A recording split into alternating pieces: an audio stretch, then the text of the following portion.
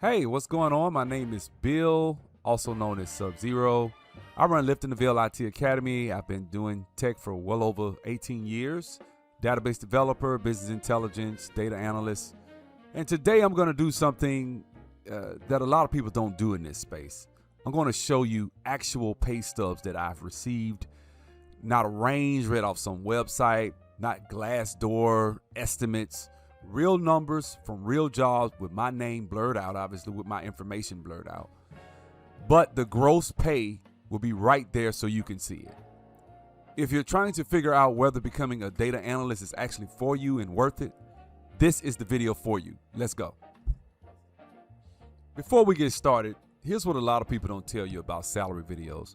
Most of the people that make these videos have never actually received a paycheck as a data analyst. They read a few ranges, they add a zero, and they put a number in the thumbnail, some large number, right?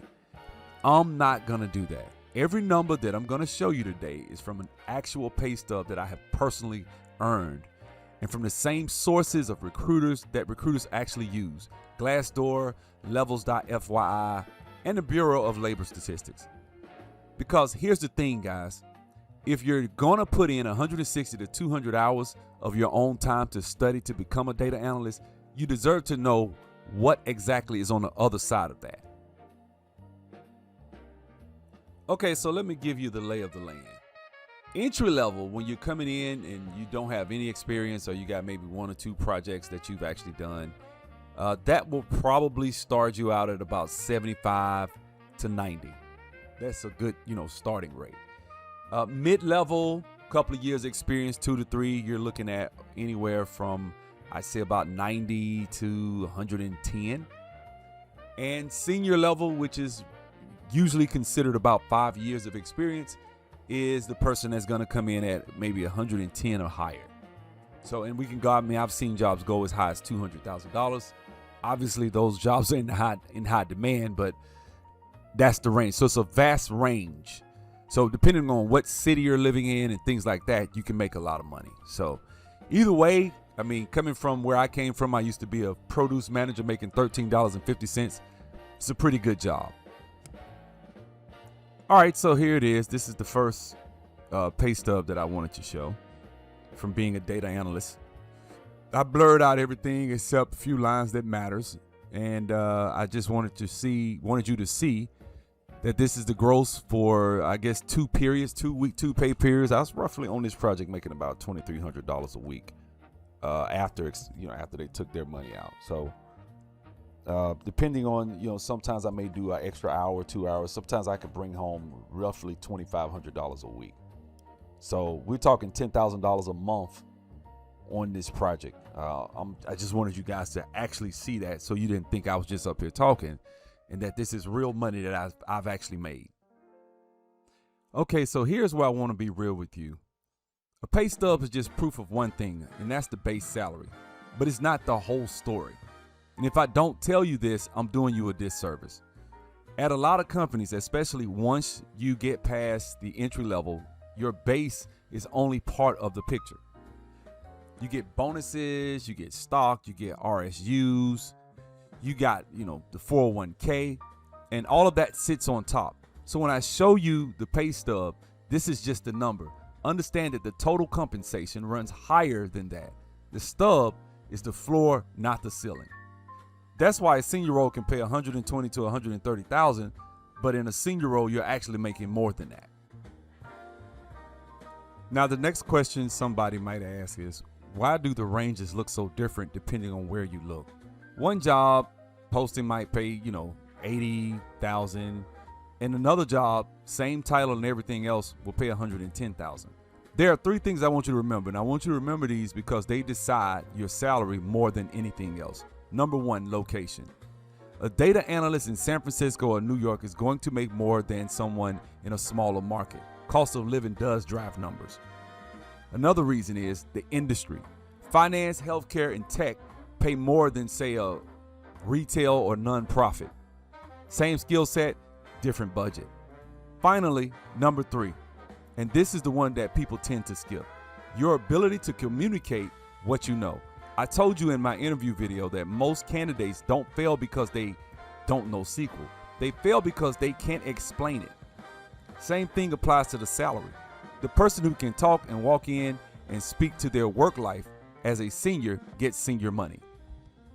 Let me add one more thing as well.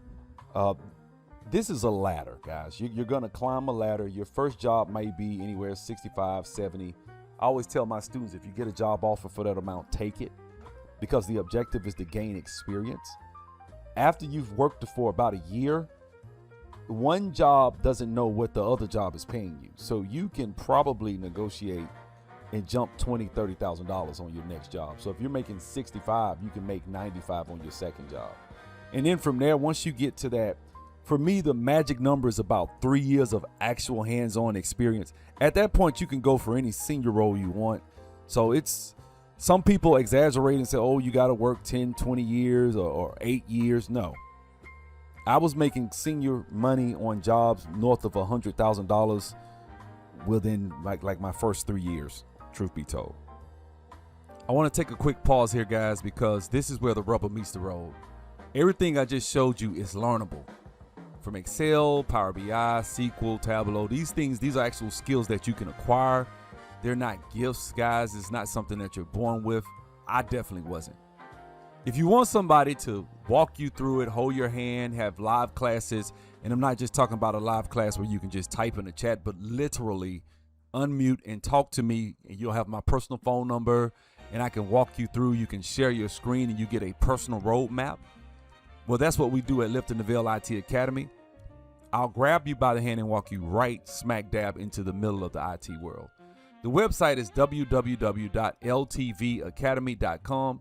I'll drop it in the description. No pressure, but the door is right there and it's open. Okay, so back to our regularly scheduled program.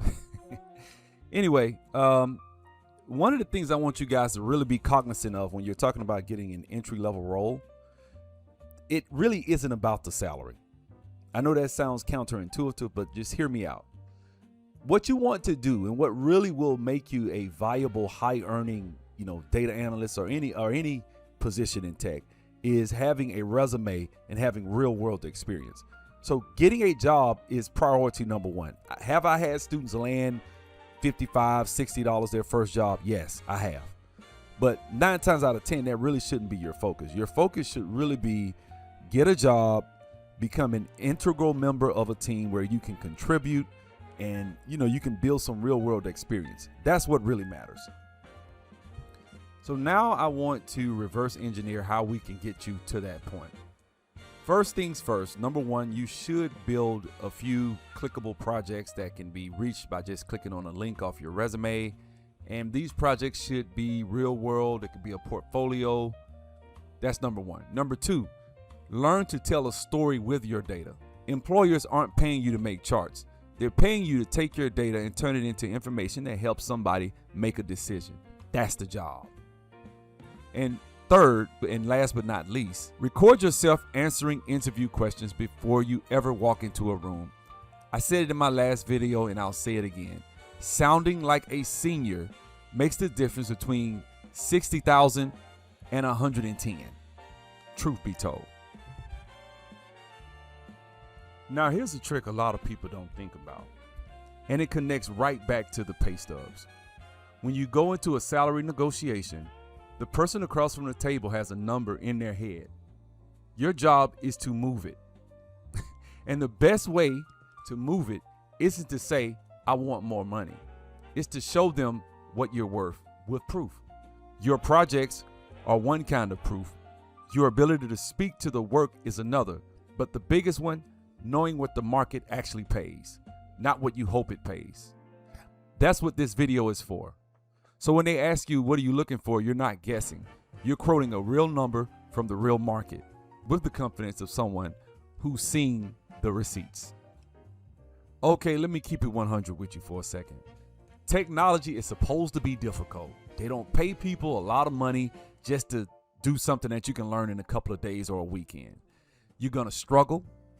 You're going to get questions you don't know the answer to. You're going to walk out of interviews knowing that you just bombed. So what? Write it down, study, get better. Because the number I showed you on those stubs is not reserved for geniuses. It's reserved for the people who don't quit. The people who have the intestinal fortitude to see it through to the end. That's the real secret. The money is real. The path is real. The only variable is you. So here's the bottom line, guys. The check stub I just showed you was real. The salaries I just talked about are legitimate. The question is, are you ready to do the work? Are you willing to put the work in? If this video helped you, do me a favor. Like, share, subscribe. It helps more people to find this information, and that's the whole point.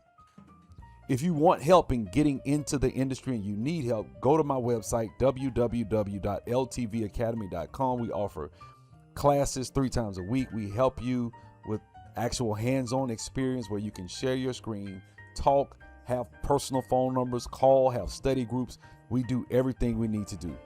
That website, once again, is www.ltvacademy.com. Have a blessed day.